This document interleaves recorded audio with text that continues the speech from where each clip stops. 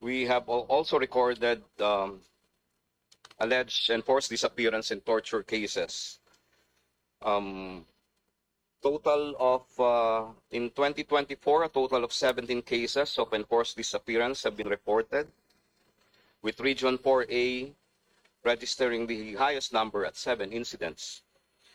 And torture, which is often associated with the arrest and detention of suspects, remains a critical issue, and we have documented 88 cases of torture or unjust or inhumane punishment.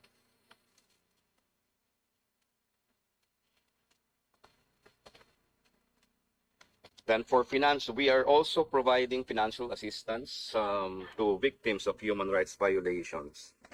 So as of in 2024, we have received a total of 454 applications for financial assistance, which amounted to 4,737,000, provided to a total of 478 beneficiaries. And this includes recipients from who are minors or children,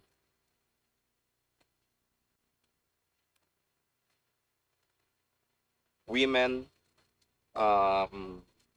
involving gender-based violence, and other from LGBTQIA community, migrant workers, persons deprived of liberty, urban poor, persons with disability, lawyers, doctors, senior citizens, and unemployed. For legal assistance, we have provided 3,684 clients legal assistance.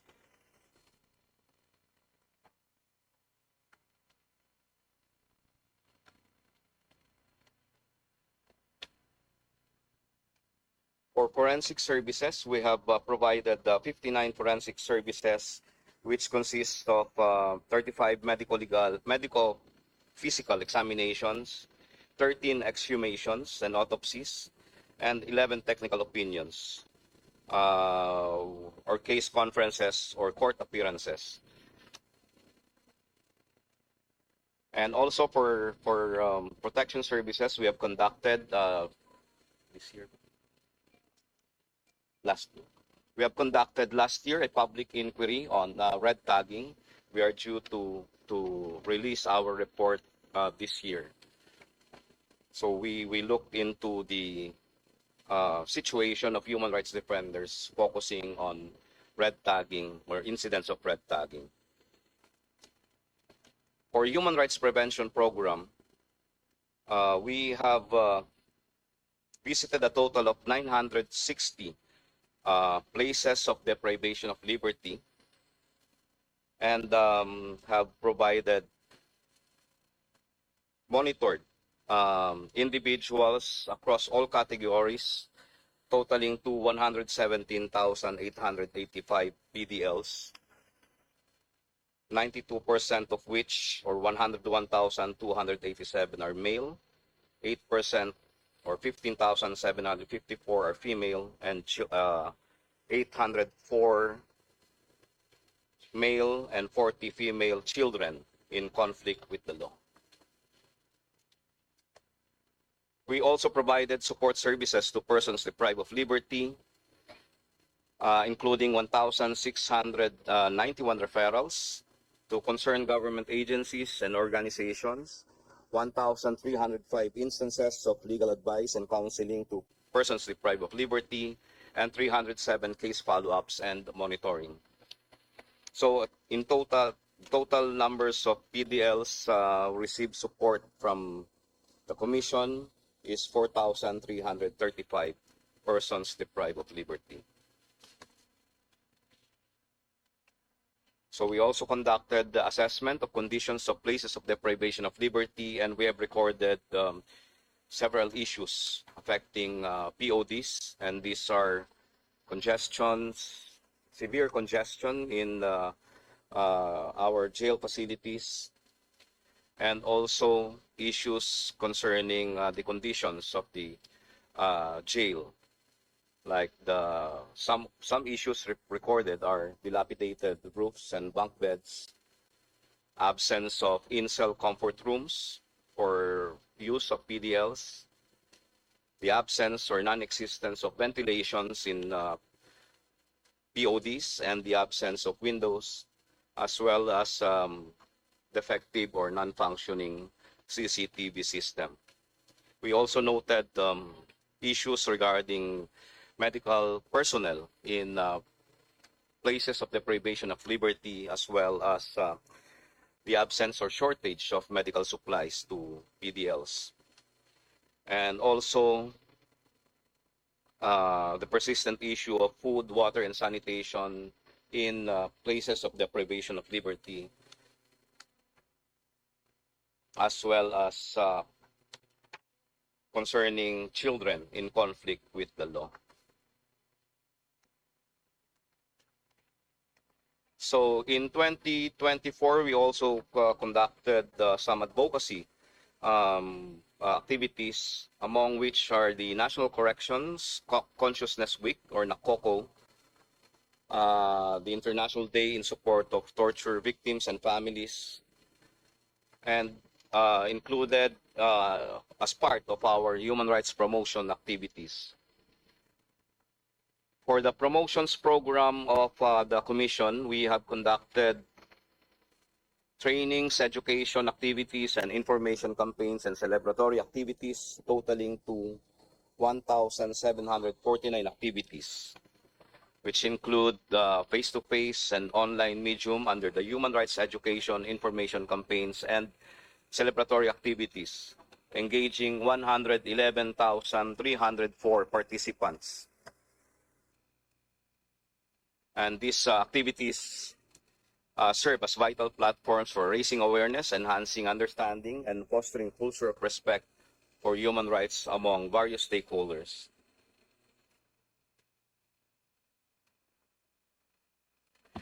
Chair, I'm sorry. yeah, Chair Palpal-latoc, sorry. I think the struggle of a lot of the members is that many of the slides being showed here in your Yes. presentation are not actually here in the distributed copy. I understand, Madam Chair, because I think the request of the Honorable Rodriguez is that we present the highlights instead of reading the presentation as submitted to you. So I'm just reading some highlights of the accomplishments of the Commission, which are not actually listed in the presentation provided. Chair, if we may request for a copy, I believe we've looked at the annual report. A lot of the slides and the tables being showed are being shown are in the. Is that correct? I can go are back they in the to- annual report? It's the annual report. Yeah. Madam Chair. So Sige maybe I po. can just go back to the presentation if you want. Yes, I think among the members, are we satisfied in terms of the past performance? I think you briefed us sufficiently po. So 'Cause I'll just present this one, Madam Chair. sounds good. I was Okay. looking at that slide actually. Okay. But if you may appraise that as us as well with regard to that slide, thank you. But I think in terms of the details, okay naman na po. We appreciate the level of detail that you Yes. discussed earlier in terms of the specific programs. Okay, Madam Chair. Siguro po just the here perhaps for the benefit of the committee, we would actually be more interested in the sections pertaining to the budget utilization. But before we go there, very happy to listen in as well on the, if you would like to discuss that slide po in particular that you're showing. Ito. Okay lang po, Chair, if you'd like to discuss that with the committee.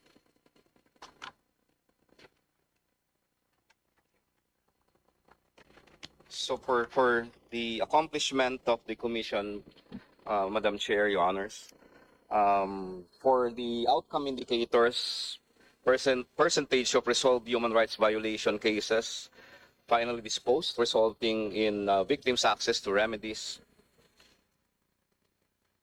We have, for 2024, we have achieved 95.53% accomplishment, totaling to disaggregated as follows. For pending cases, these are um, backlog cases totaling to 12,968.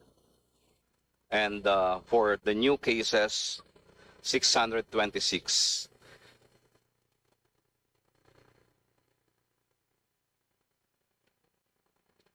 For percentage of clients who are satisfied with the quality and timeliness of the delivery of protection services, we have, for 2024, we have achieved 99.22%, exceeding the target of 97%.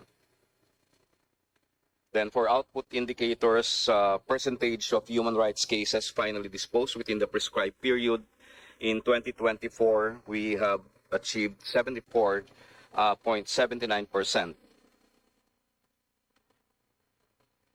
And for percentage of claims for financial assistance processed within the prescribed period, we have achieved 100%.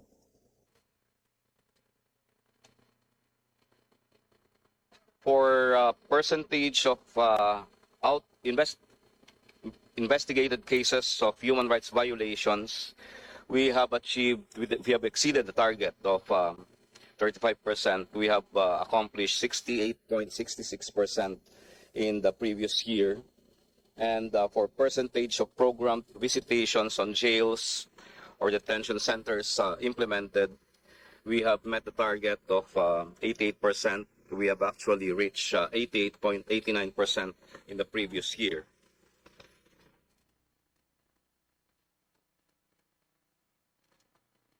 For human rights promotions,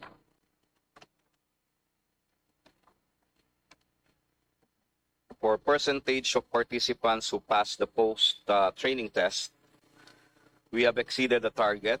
We have reached 99.36%. Then for percentage of program trainings, education activities, and information campaigns implemented, we have reached the 98% target. We have actual accomplishment of 98.42%. Then for percentage of program IEC materials developed and disseminated, we have exceeded the target and have reached 100%. For human rights policy program, for outcome indicator, percentage of policy issuances that have incorporated or used human rights policy issuances, we have exceeded the target and actually met 74.14% for last year. And for number of programmed policy issuances submitted or released according to target, we have 58 for last year. And for percentage of treaty reports and human rights situational reports issued or submitted on or before prescribed date, we have reached 100%, or 47 out of 47.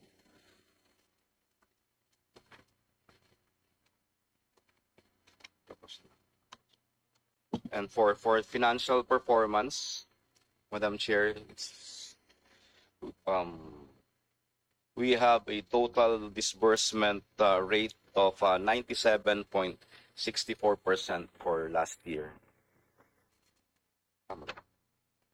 Oh, I think it's 53, 24, 100%.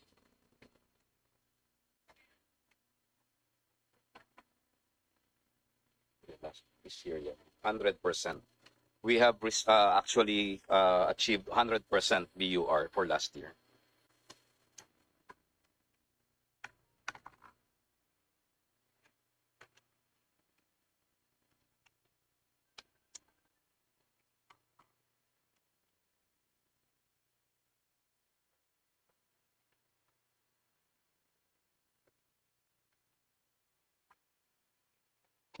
So for last year, we have not received